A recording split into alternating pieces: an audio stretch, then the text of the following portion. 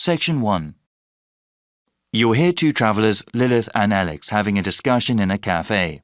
First, you have some time to look at questions 1 to 5.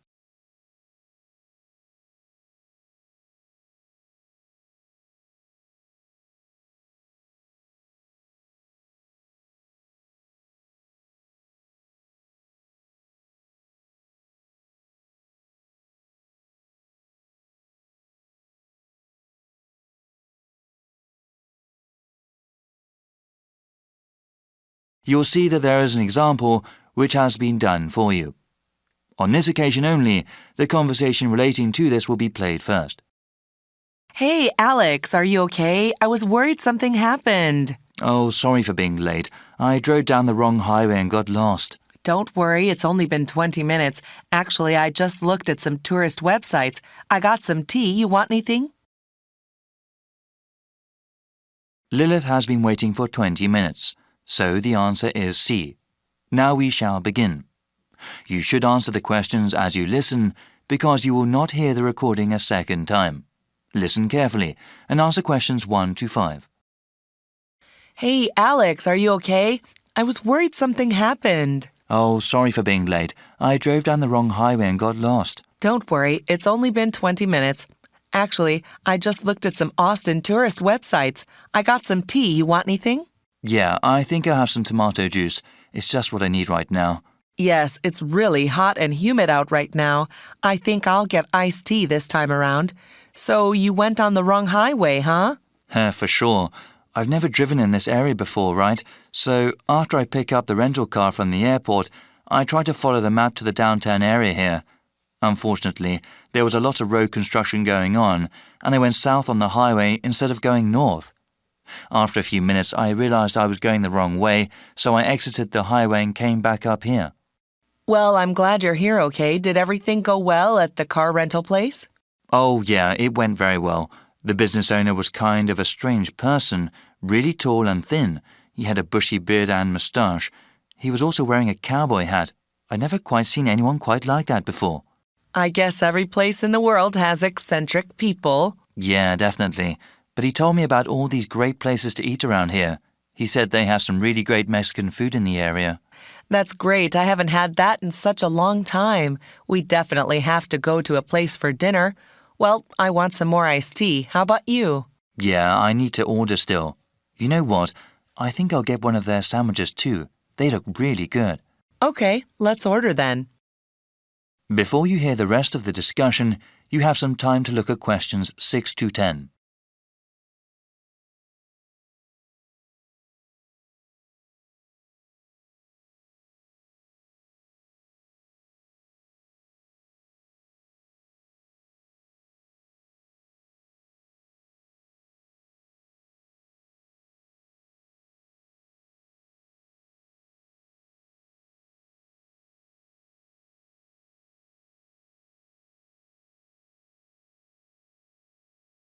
Now listen and answer questions 6 to 10.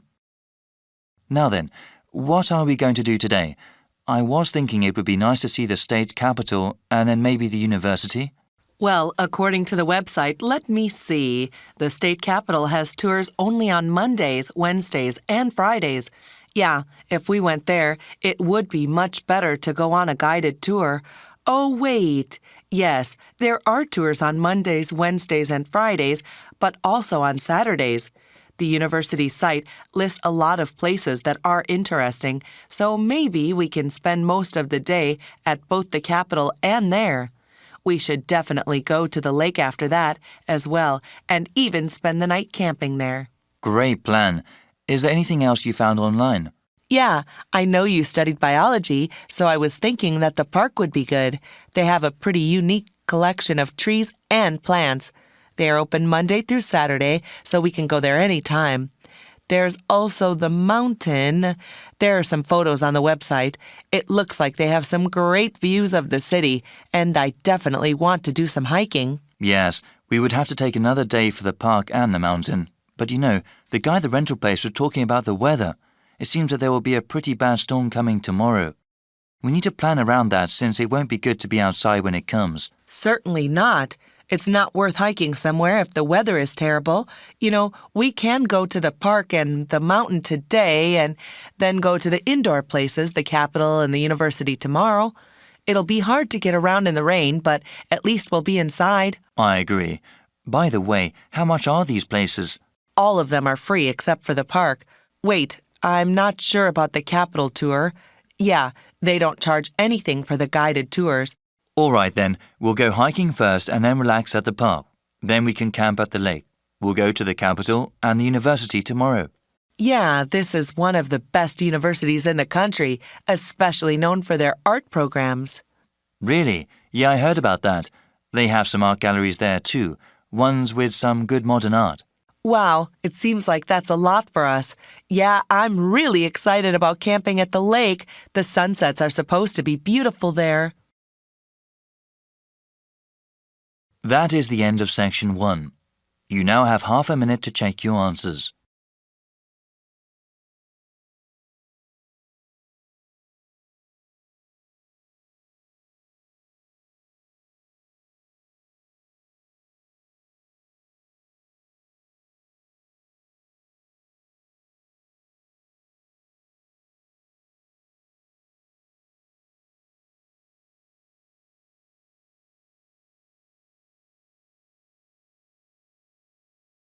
Now turn to section 2.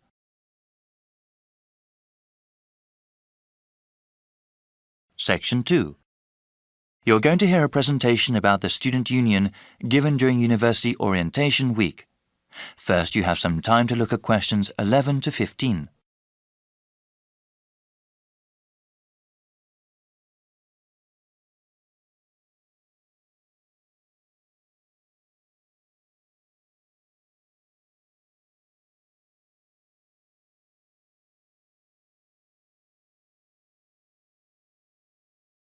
Now listen to the first part of the conversation and answer questions 11 to 15. So, the student union here is really the heart of campus life. There are many different services, and most of the student groups and organizations meet at this facility. As a student at the university, you have full access to all that we offer. I guess I will talk about the dining facilities first. We have 8 venues from which students can choose to have their meals.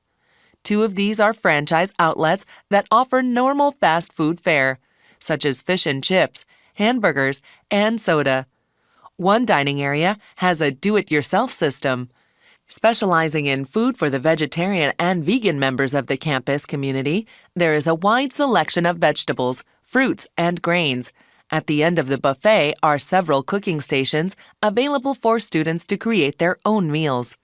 The student union has a wide variety of entertainment options as well. Those over the minimum age can drink at one of the 3 bars.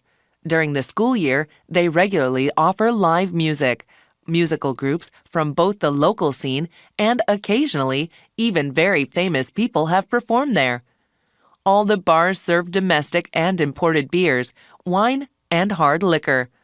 A cinema theater with 750 seats is available for screening films. The Movie Appreciation Group also screens many types of films, even foreign and classic movies. Also, the theater is where guest speakers hold lectures. These speakers are sometimes professors from other universities or other notable people.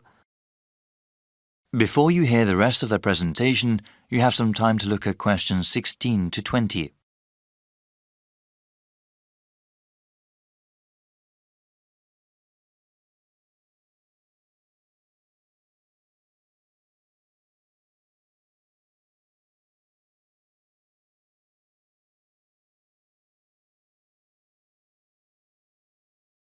Now listen and answer questions 16 to 20. Now I want to explain how to go about reserving a space in the student union for your event. We have several different types of rooms, ranging from small gathering areas to large lecture halls. Students can also show a movie or documentary at the cinema theater. Any student organization that wants to hold an event or meeting must submit a form available at the information desk in the main hall. On this form, you must provide a name, their contact information, a short description of the event, the type of room required, and the time and date you need it.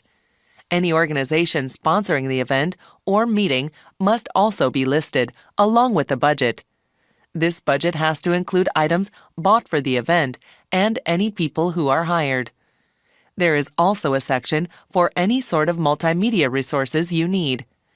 Write down anything you might need, such as speakers, projectors, screens, microphones, podiums, or even computers.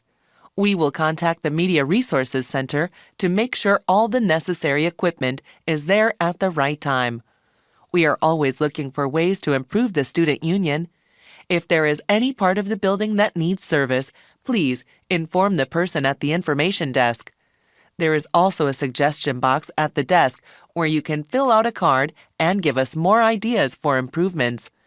We have about 1,500 people working here for the community, and we're open to anything that can make your university life more enjoyable and productive.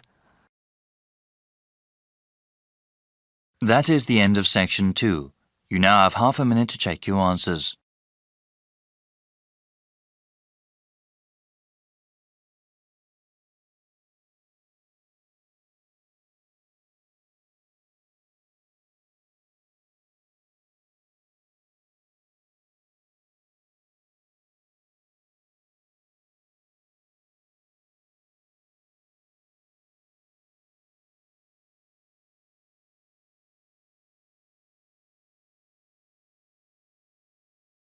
Now turn to Section 3.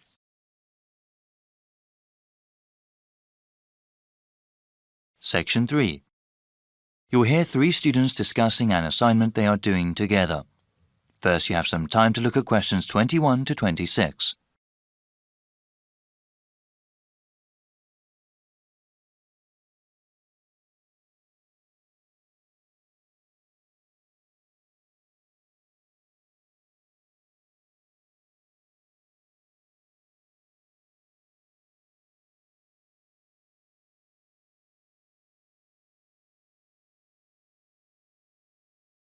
Now listen carefully and answer questions 21 to 26.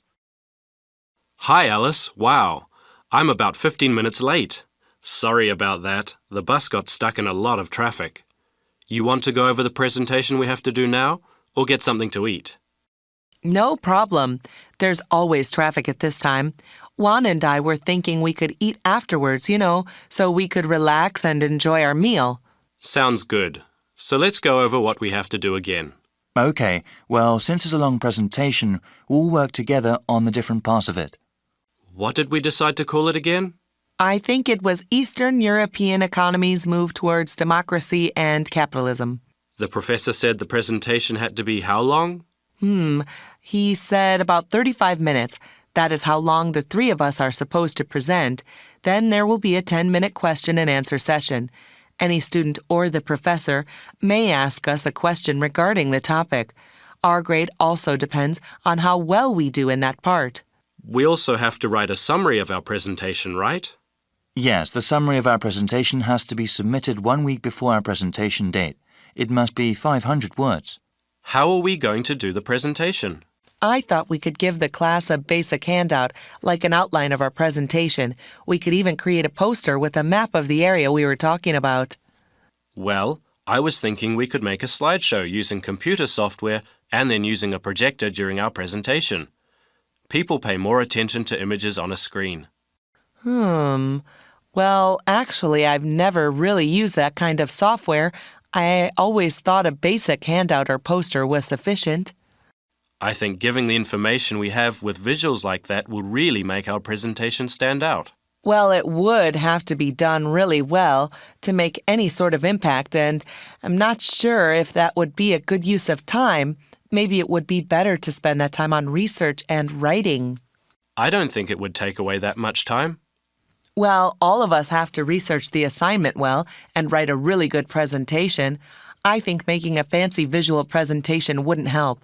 Actually, I think such slideshows are distracting. People focus more on the images on the screen than what the presenters are saying. I'm still not sure I agree with you. Before you hear the rest of the discussion, you have some time to look at questions 27 to 30.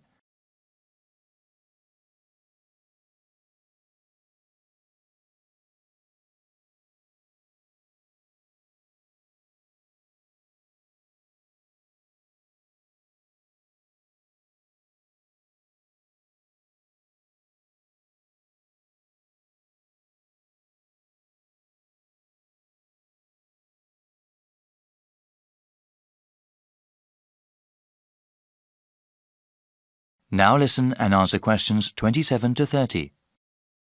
All right then, let's go through some of the reading material. What was the main text we had? It's called The Political Economy of the Former Soviet Bloc by Fovac. That's spelled F-O-V-A-C? Yes, that deals with the specific area of Europe we are researching. There is also An Economy in Transition by Smith. That one is published by the University Press. Well, the professor suggested another useful book, one that focuses on the leadership of those countries. Sometimes the personalities of those in power affected historical events. It's called Foisted into Power by Brown, published by the Academic Press in 2005. Well, we still have to plan out a few more things, but I am quite hungry now. Shall we get a snack before we proceed? Definitely. I'm getting a sandwich. I need some rice with lentil curry, that's for sure. Let's go to the all-campus dining center then. That is the end of section 3. You now have half a minute to check your answers.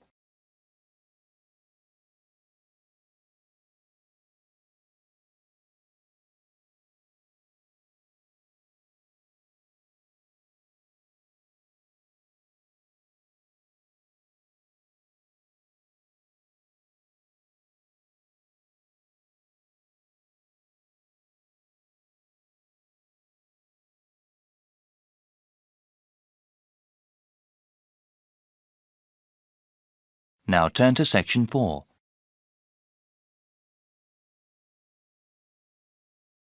Section 4. You will hear the first part of one lecture, in a series of lectures about environmental issues. First, you have some time to look at questions 31 to 40.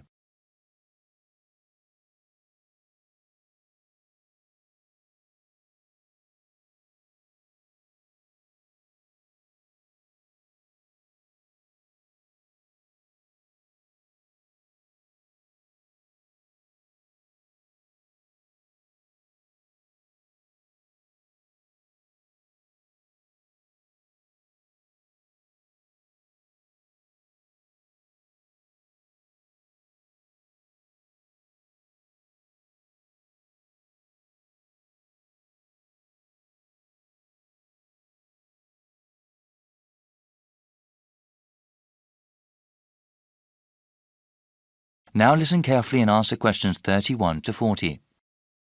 In this lecture series, we have been looking at the most pressing environmental issues that the world faces. One of those issues, global warming, has become very fashionable to talk about in the past decade. Though I'm not trying to diminish its importance as a problem, it must be understood that the effects of an increasingly warm planet will not be seen for many more decades. One problem affecting the lives of people right now is the scarcity of water. The need for fresh water will only increase as the world's population grows, especially in developing countries. In the future, changing weather patterns that come with global warming will only make the problem worse. People need water to drink, cook food, shower and wash clothes. Most of the planet is covered with water, but unfortunately only a tiny percentage of it is fit for human use. Of all the water in the world, less than 3% is fresh water. More than 2/3 of that remaining percentage is locked up in glaciers in Greenland, Antarctica and elsewhere, also unavailable for human use. The water vital for life comes from lakes, rivers, underground aquifers, rain and snow. This surface water, groundwater and precipitation is not disturbed equally across the Earth's surface. For example, Canada, which has about 0.5% of the world's people, contains about 10% of the world's readily available fresh water. Brazil makes up about 3% of the world's population, but within its borders contain nearly 12% of the world's freshwater resources. As the economies of developing countries grow, the need for fresh water also grows. One example of this has to do with the production of meat. In some countries, the demand for beef increases when people earn more money. However, raising cattle is incredibly water-intensive, requiring about 15 tons of water for 1 kilogram of grain-fed beef.